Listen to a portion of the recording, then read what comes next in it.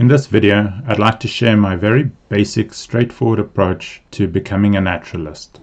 This is all based on my experience. I grew up in Kenya, where I was exposed to nature a lot, was able to visit some of those amazing game parks, and just had a lot of access to nature. Then in South Africa, I spent 3 years studying nature conservation at a college, where again I had amazing access to nature, as well as the opportunity to learn from some really good people.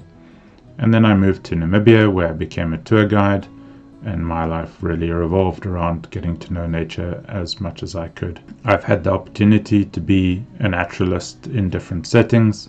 This video is partly my own thinking about how I would replicate that here where I am now in the UK and haven't yet become so much of a naturalist locally here. The first thing I would encourage you to do is get to know plants very well. I would literally sit down and memorize things. Use something like Anki, the space repetition system, and just get to know a lot of plants.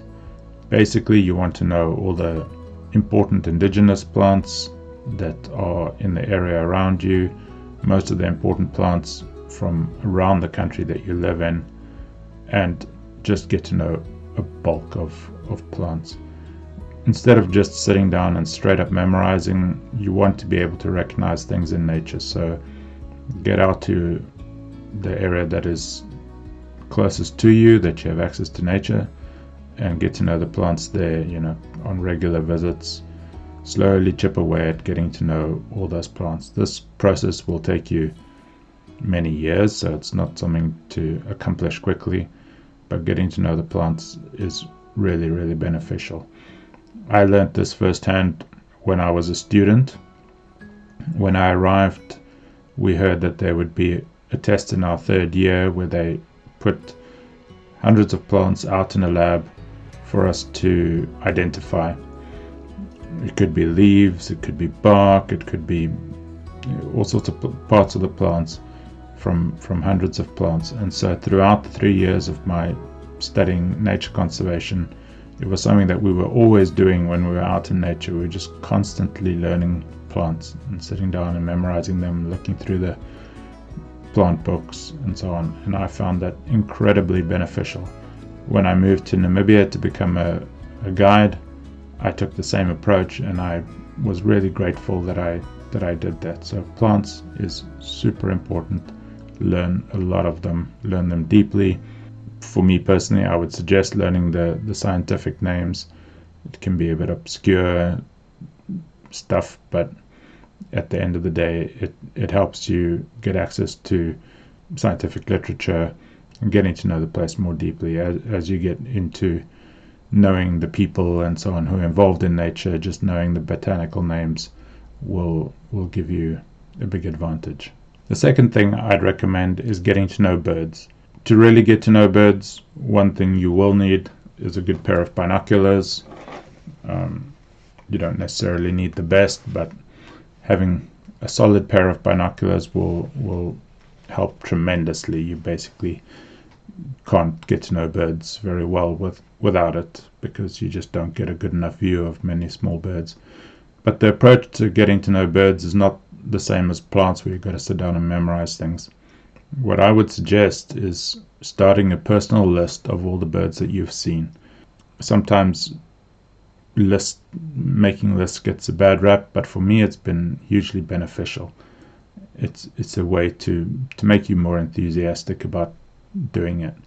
And so, make a list of all the birds that you've seen. Just start out day one seeing what birds you've got around you, and keep them on a list, and then try to see more of the birds that are in your area.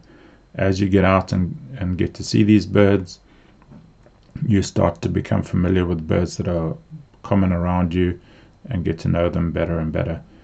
As you get to know birds, don't just constantly try to find new birds, but get to know bird behavior. Spend time observing them. They're not only interesting in themselves, but they can teach you a lot about nature in the area. A big benefit to getting into birding is that there are very often nice communities around. So if you join a bird club around you, not only does that help you learn more about birds, but you'll often find that the communities around bird clubs are people who are connected with nature in many ways. And so not only does it give you people to hang out with and share an interest with, but it allows you to learn all sorts of things.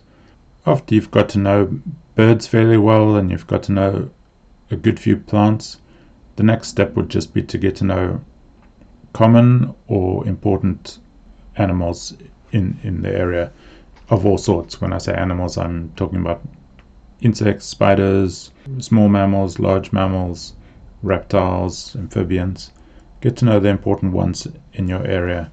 Get to know how to identify them, where they live, how they live, and just get a basic sense of the important things that are the players in the ecosystems that are around you. At this stage, you've kind of got the raw materials. You know some plants, you know some birds, you know a lot of common animals around you, and you can already start to enjoy being out in nature that much more because you've just got more knowledge about what's around you. But the next step is to start to learn processes, to learn some ecology. And this can be super simple.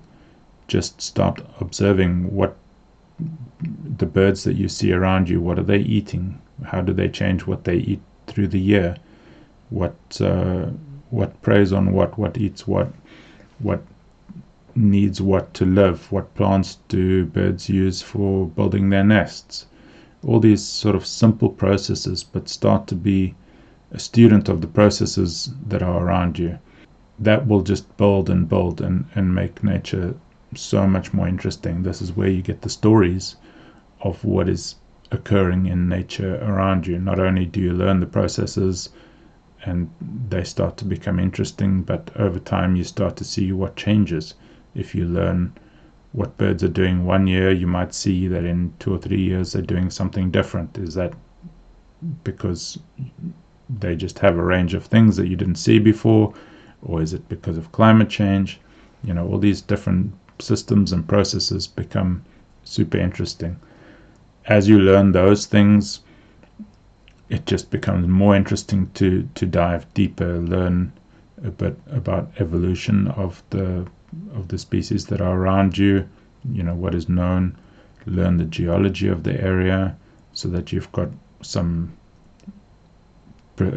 perception of time and how the ecosystem that you observe today came to be through time, and get to know things like weather patterns and how weather affects what nature is doing at any one time of the year. Observe how things change through the seasons. From then, that's basically it. The most important thing after that is getting out in nature and getting to know things yourself, and spending time reading as well.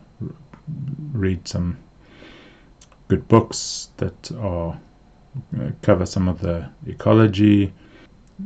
Try to get into a bit of the scientific literature if you're able to, and it'll just carry on building from there. It never stops. Get to know people. People are a great way to expand what you know about an area. In the coming months and years, I plan to do that myself here in the UK, and so some of my future videos will be covering some of the aspects of learning nature here in the UK.